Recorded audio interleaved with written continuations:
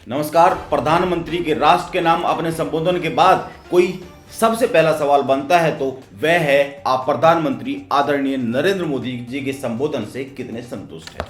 हमने भी इस पर एक सर्वे सवाल किया है। 5 घंटे में जो लोगों का रुझान है उसके बारे में मैं आपको बताऊं तो लोग संतुष्ट नहीं है।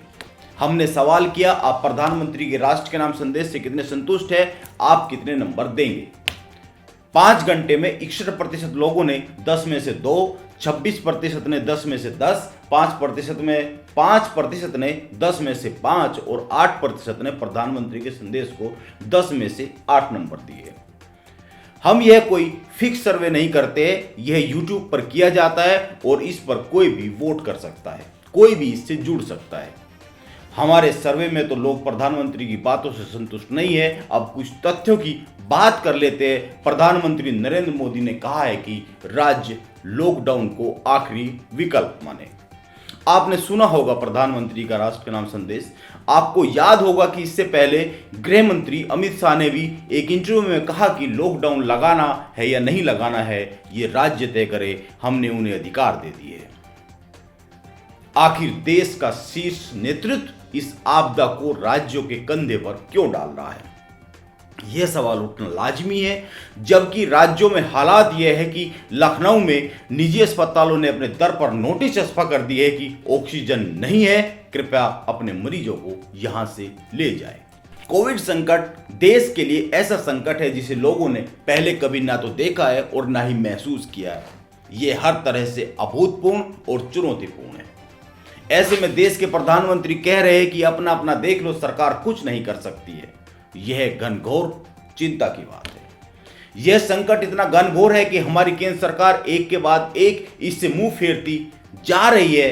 देश भर में वैक्सीनेशन कार्यक्रम के लिए फोटोग्राफी तो केंद्र सरकार ने कर ली, इसका पूरा क्रेडिट ले लिया। यहां तक कि खुद प्रधानमंत्री जी ने अपने लिए वैक्सीन गुरु की उपाधि रखवा ली। लेकिन जब वैक्सीनेशन फेल होता दिख रहा है, आप इसको संभाल नहीं पा रहे हैं, तो इसको भी राज्यों के मत्थे पर डाला जा रहा है।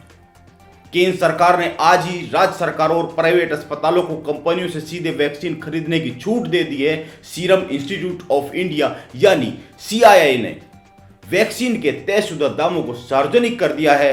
CII ने ट्वीट करते हुए कहा है कि अगले 2 महीने में वह सीमित मात्रा में वैक्सीन का निर्माण बढ़ाएगी, जिसमें से 50% वैक्सीन भारत सरकार के लिए रहेगी और बाकी की 50% राज्य सरकारों और प्राइवेट अस्पतालों को दी जाएगी, सीधे दी जाएगी।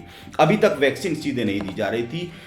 वैक्सीन की कीमत भी सामने आई है। राज्य सरकारों के लिए इसकी एक डोज की कीमत 400 रुपये और प्राइवेट अस्पतालों के 600 रुपये रखी गई है। यह वैक्सीन केंद्र सरकार को 150 रुपये में मिल रही है, उसे ये 150 रुपये में ही मिलती रहेगी, यानी कि उसका रेट अभी नहीं बदला है। दरअसल हमारे देश के सबसे ताकतवर आदमी को लगता है कि कुछ भी हो जाए, उनकी लोकप्रियता कम नहीं होनी चाहिए। इस लोकप्रियता को पाने के लिए उन्होंने न जाने कितनी एजेंसियों की सेवा ली है और न जाने क्या क्या पापड़ बेले हैं। यह सही भी बात है। आज के दौर में आदमी केवल अपने बारे में सोचता है, लेकिन यह सच नहीं है। यह पूरी तरीके सच नहीं है। यह कहा जाता है कि आदमी अपने बारे में सोचता है, यह आधा सच है। आप इंटरनेट पर ही देख ले। ये जो कोविड, ये कोरोना की जो आपदा आई है, इसी को देख ले। आप अपने आसपास नजरें फहरा ले।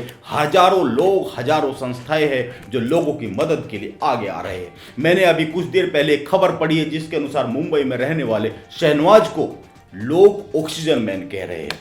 लोगों को दिक्कत न हो इसके लिए उसने वो रूम तैयार किया है। शहनवाज ने लोगों की मदद के लिए अपनी 22 लाख रुपए की SUV बेच दी है। इस पैसे से उसने 160 ऑक्सीजन सिलेंडर खरीदे हैं और जरूरतमंदों की मदद कर रहे हैं। यह तो बस एक उदाहरण भर है। ऐसे न जाने कितने लोग हैं जो चारों तरफ लगे हुए हैं और ऐसे लोगों से सबक नहीं लिया जा रहा है और देश का सबसे ताकतवर आदमी मुंह फेरने की बात करता दिख रहा है। दरअसल देश के सबसे ताकतवर आदमी को एक गणित दिखाई दे रहा है और वह यह है कि यह आपदा कुछ दिन की है। इसके बाद 2 मई आ रही है और 2 मई को अगर बंगाल में दीदी को धूल चटा दी जाए तो कमाल हो जाएगा।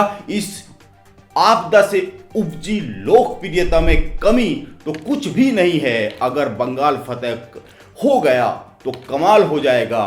फिर लोकप्रियता का वह शिखर मिलेगा जिसके आगे ये छोटे छोटे दाग धब्बे बहुत ही बौने साबित हो जाएंगे। सब बातें सही है, लेकिन एक सवाल है जिसका जवाब मिलना ही चाहिए, और वह यह है कि कोरोना से मर रहे हजारों लोगों की मौत का जिम्मेदार कौन है। अब आप